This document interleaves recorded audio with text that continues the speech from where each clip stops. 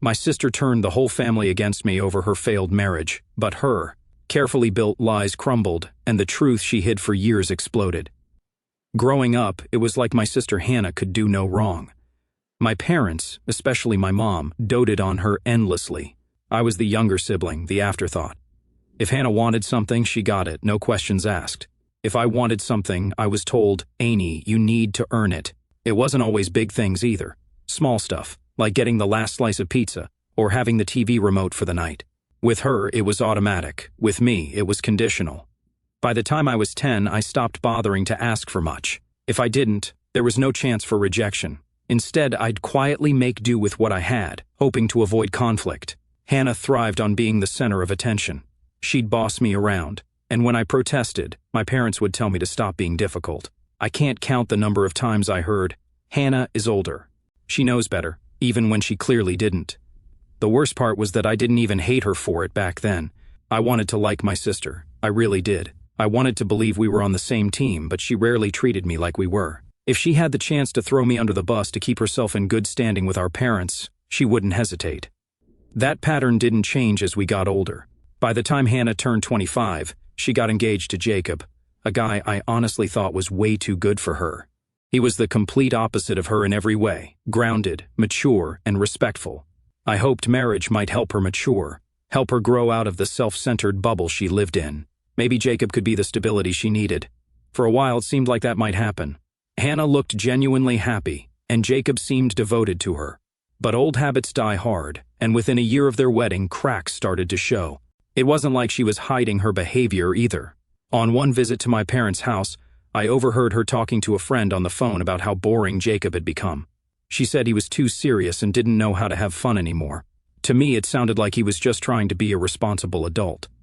My parents dismissed any concerns. Whenever Jacob brought up her late nights or excessive spending, they'd side with her, saying, "She's still young. Jacob needs to stop trying to control her." It was like nothing had changed from when we were kids. Hannah could act however she wanted, and anyone who tried to hold her accountable was the problem. I wasn't close enough to Jacob to talk to him about it, but I started noticing things that made me uneasy. For one, Hannah was glued to her phone in a way that wasn't normal. If it buzzed, she'd snatch it up and immediately walk out of the room. If Jacob asked who it was, she'd brush it off with a vague answer or tell him not to worry about it. It was like she was daring him to ask more questions, just so she could accuse him of being controlling. The turning point for me came when I saw a message on her phone. I wasn't snooping. She'd left it on the kitchen counter while grabbing something from the fridge. The screen lit up, and there it was, a message from someone named Daniel about meeting at a hotel. My stomach dropped. I didn't know who Daniel was, but I doubted it was just a friend. The way the message was worded wasn't exactly subtle. I wanted to believe there was an innocent explanation, but I knew better. I debated for weeks about what to do. Should I tell Jacob? Should I confront Hannah? Or should I stay out of it? I wasn't naive. I knew the fallout if I said anything. My parents would side with her, and Hannah would find a way to make me the villain. I tried convincing myself it wasn't my place, that Jacob would figure it out on his own, but deep down, I was just scared. Things escalated a few months later when Hannah introduced us to Noah, a friend from her new job. From the moment I met him, I knew there was more to the story. He was charming, sure, but the way he and Hannah interacted wasn't how friends behaved. They had inside jokes, whispered conversations, and far too much physical closeness. It wasn't subtle. Jacob seemed uneasy too, but he didn't say anything. I figured he was trying to trust his wife. Meanwhile, my parents adored Noah. He was polite, well-dressed, and always knew the right thing to say. They didn't notice, or didn't want to notice, how he and Hannah behaved around each other. I told myself that if Jacob wasn't saying anything, I shouldn't either. It wasn't my business, but the guilt of staying quiet started eating at me. The final straw came when Hannah invited Noah to a family barbecue. It was supposed to be a simple get-together. My parents invited everyone to their backyard for burgers, drinks, and a relaxing evening. I wasn't thrilled to go, as family events were rarely enjoyable, but Rachel convinced me. She thought it might ease the tension I always felt around my parents and Hannah. I agreed, figuring it wouldn't hurt to show up for a few hours and leave early. When we arrived, everything seemed fine at first. Jacob was helping Dad at the grill, and Hannah was mingling with neighbors. Rachel greeted everyone politely, doing her best to fit in, despite how little my family had made her feel welcome in the past. She didn't say it outright, but I knew she noticed how different the atmosphere was when it came to Hannah. Everyone gravitated toward my sister, laughing at her jokes and hanging on her every word. It was like she was the sun, and the rest of us were planets in her orbit. Then Noah showed up. I hadn't known he'd be there, and from the look on Jacob's face, neither had he. Noah strolled in like he owned the place, carrying a six-pack and greeting everyone like old friends. Hannah's face lit up when she saw him, and she practically ran over to hug him. Jacob looked down at the ground, and I felt a pang of second-hand embarrassment for him. It didn't take long for Noah to start stirring the pot. He was one of those people who couldn't resist making everything about himself. Within minutes, he was cracking jokes at everyone's expense, including mine. "Hey, how's the little brother doing? Still tagging along behind Big Sis?" he asked, smirking. I forced a laugh and ignored him, but I could feel Rachel stiffen next to me. The tipping point came when Noah turned his attention to Rachel.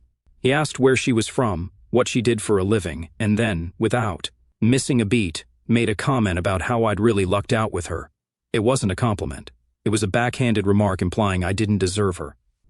"No, man, you must have some serious charm to land someone like her. I mean, she's way out of your league," he said, laughing. Rachel smiled politely and tried to brush it off, but I saw the discomfort in her eyes.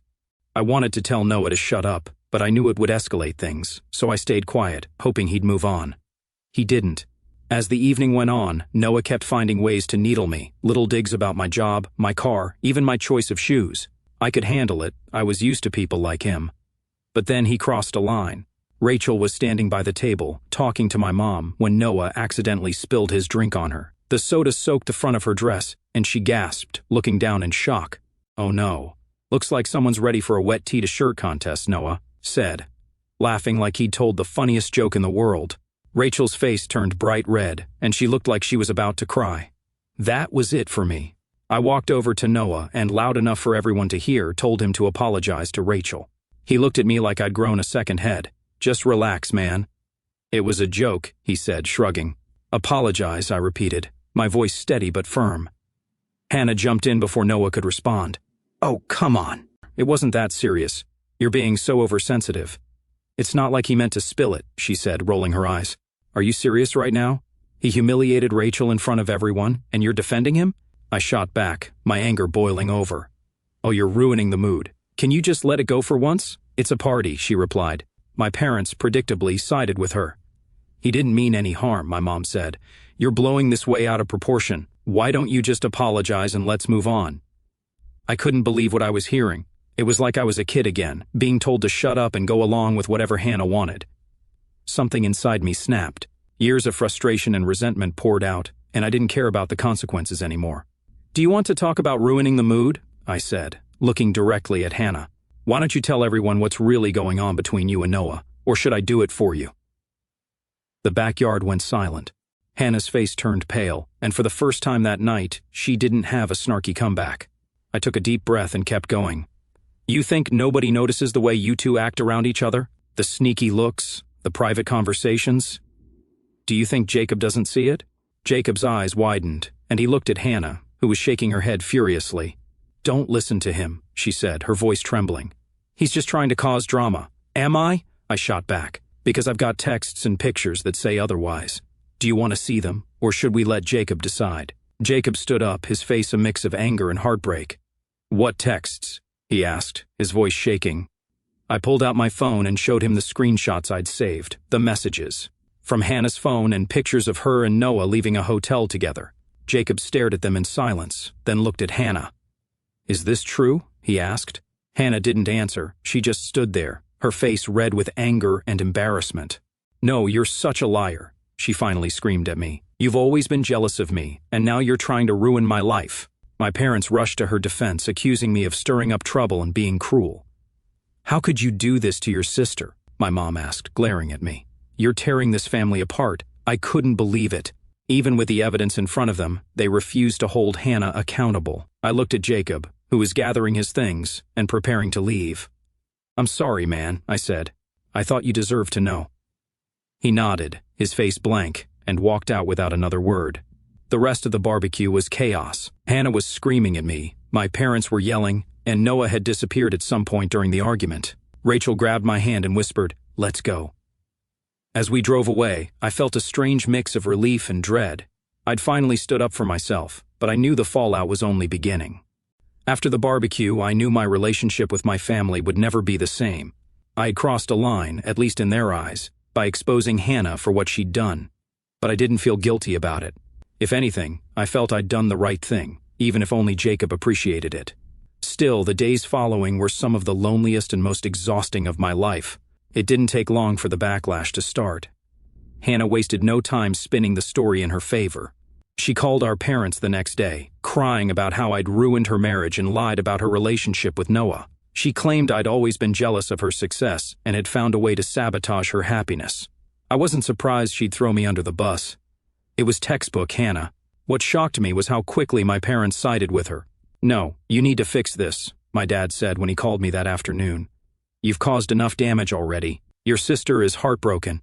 "Heartbroken?" I shot back. "She's been cheating on Jacob for months, and you're blaming me for exposing her?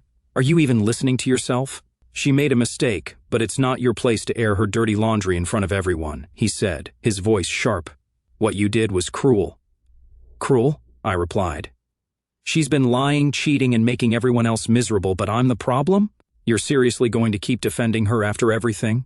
"Oh, you've always been difficult," my mom chimed in when she took the phone. "Hannah has always tried her best to keep the family together, but you've never appreciated her, and now you've gone too far." There it was, the same narrative I'd heard my entire life. Hannah was the golden child, the glue holding the family together, while I was the rebellious, ungrateful younger sibling. It didn't matter that I had proof of her infidelity or that Jacob had left because of her actions. To them, I was the villain for standing up to her. The conversation ended with my dad giving me an ultimatum: "Unless you apologize to your sister and admit you were lying, you're not welcome in this house anymore." I hung up without saying another word. Apologize for telling the truth? There was no way I'd do that, not after everything. But hearing those words, being told I wasn't welcome in my own family, hit me harder than I expected. Rachel was my rock through it all. When I told her what had happened, she hugged me tightly and said, "No, you don't need them.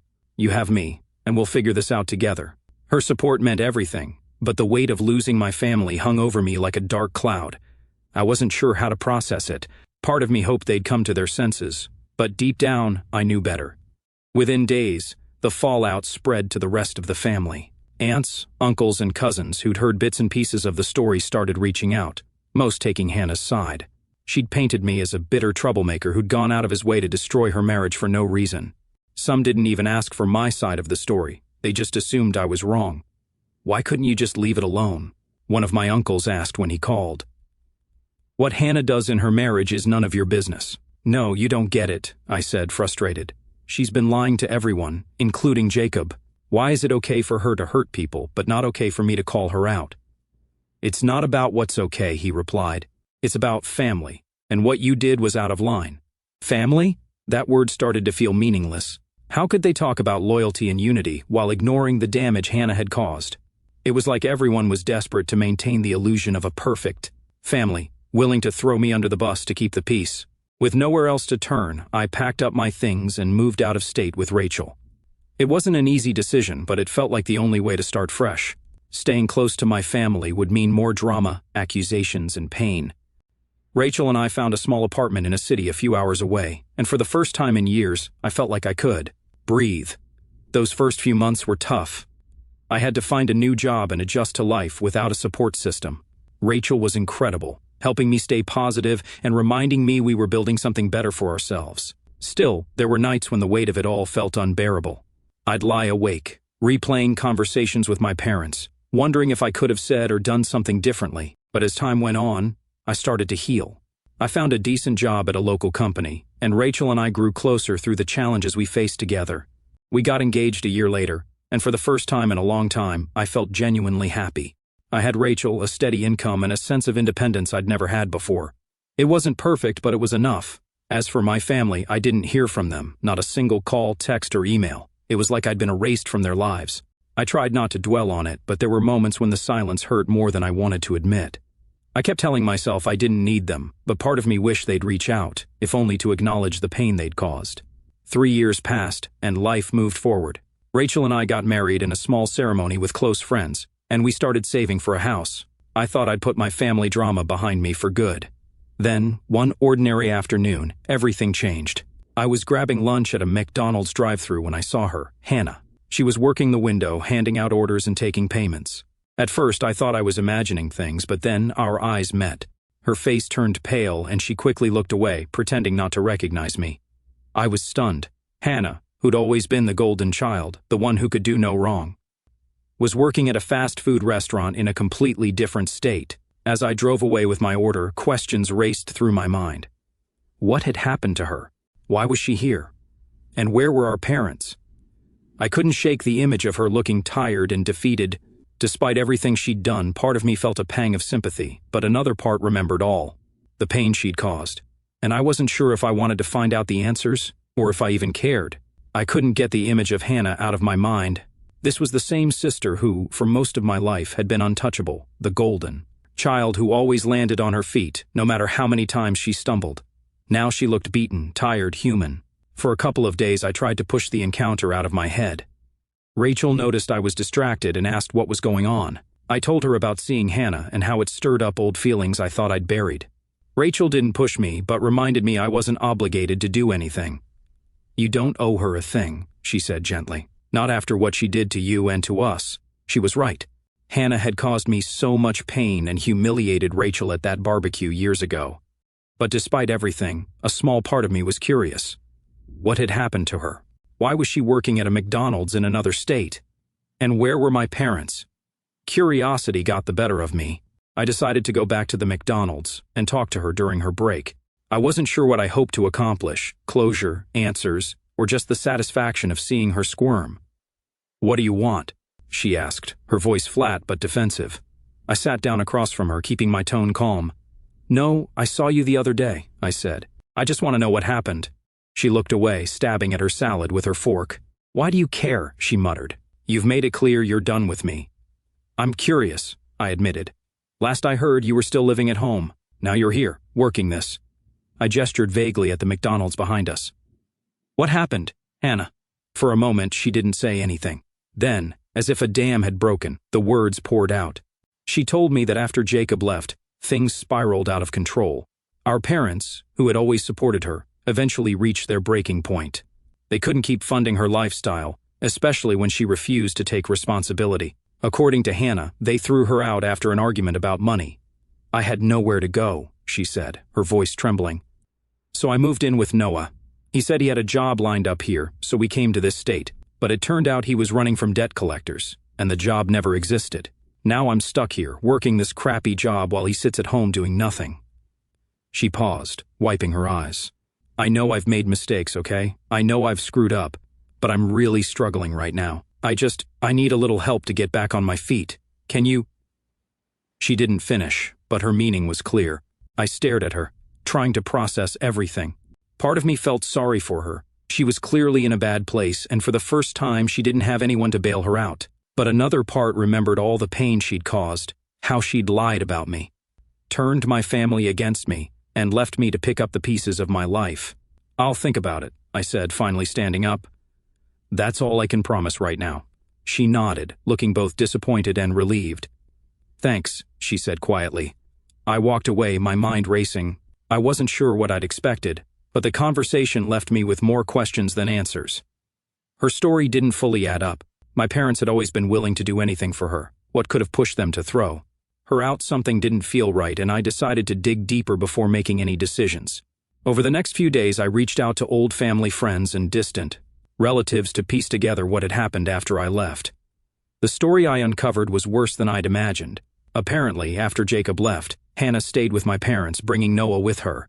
She insisted they were just friends and needed a place to stay while she got back on her feet.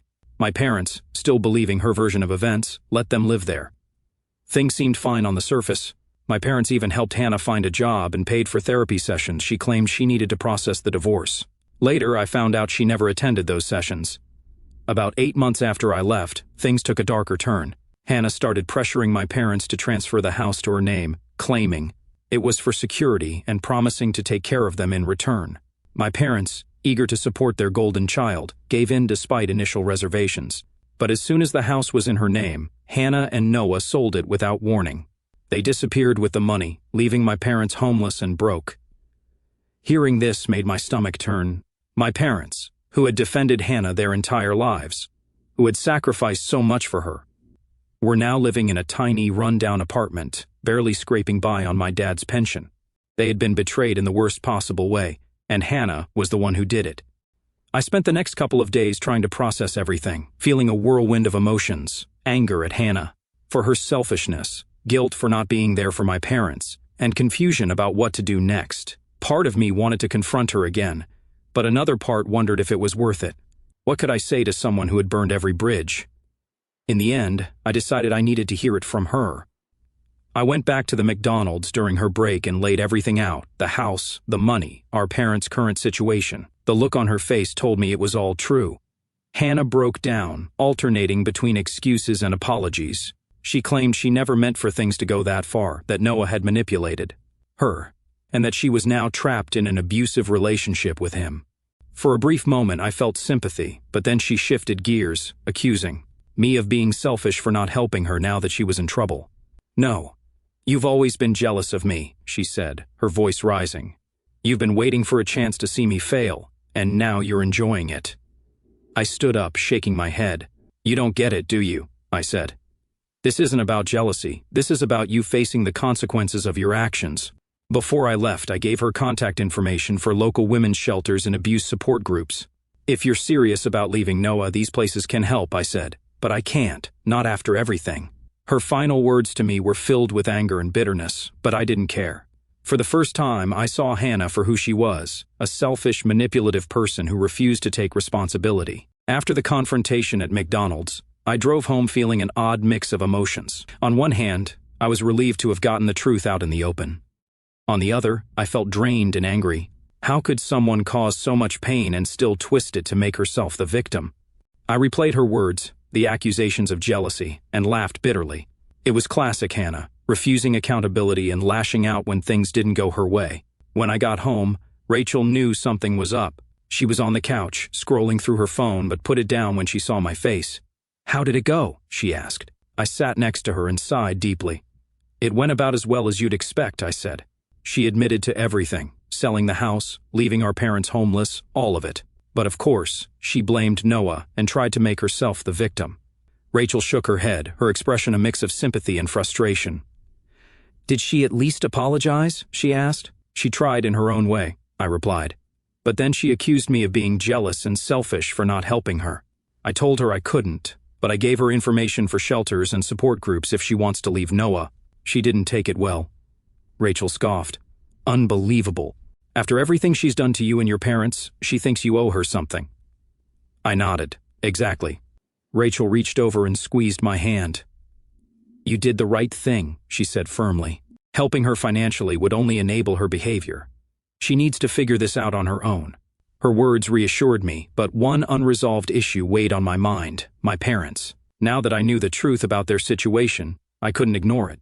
They were living in a rundown apartment, struggling because of Hannah's betrayal. Part of me felt I should help them. They were my parents, after all. But another part remembered how they treated me, turning their backs when I needed them most over.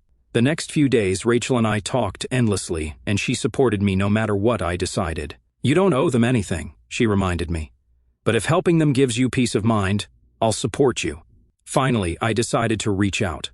I wasn't sure if I wanted to rebuild a relationship, but I needed to hear their side. I wrote a letter explaining I'd learned about their situation and was willing to talk if they were interested. I included my phone number but not my address. I wasn't ready for them to show up unannounced. To my surprise, my dad called a couple of days later. His voice sounded older, more fragile, with a nervous edge. "Thank you for reaching out," he said. "I'd like to talk if you're willing." We arranged to meet at a small cafe halfway between our homes. When I saw them for the first time in years, I was shocked by how much they'd aged. My mom looked frail and tired, and my dad, once confident, seemed stooped and uncertain. It was a stark reminder of how much time had passed. The conversation started awkwardly, with unspoken hurt and resentment like a wall between us. But as we talked, the full story emerged. They admitted they were wrong to side with Hannah, and apologized for how they'd treated me. "Deep down, we knew you were telling the truth about her affair," my dad said, his voice heavy with regret. "We wanted to believe the best in her, thought if we supported her enough, she'd turn things around." My mom, with tears in her eyes, told me how Hannah manipulated them into signing over the house. "She said it was for our security," she said, her voice trembling. We believed her, and then she sold it without telling us. By the time we realized, it was too late. They tried to press charges, but since they'd willingly signed the house over, there was little they could do legally. The betrayal was a harsh wake-up call, and they'd spent the past few years struggling to rebuild their lives. Hearing their remorse felt bittersweet. It was validating to hear them acknowledge their mistakes, but it brought back the pain of being cast out by the people supposed to love me unconditionally. "I appreciate your apology," I said finally, my voice steady but guarded. "Rebuilding our relationship will take time. I have my own family now with Rachel, and my priority is protecting our peace and happiness." They nodded, seeming to understand. "We're grateful you gave us the chance to talk," my dad said. "We know we don't deserve it." Before we parted, I gave them my contact information and said we could stay in touch. In the weeks that followed, we had a few brief, sometimes awkward phone calls, but it was a start. I also arranged financial assistance to help them move to a better apartment and cover medical expenses. I made it clear this help came with no strings attached. I wasn't doing it to buy their affection or erase the past, but because it felt right. As for Hannah, I haven't heard from her since our last conversation at McDonald's. Part of me hopes she's found the courage to leave Noah and get help, but I'm not optimistic. She's made her choices, and I've made mine.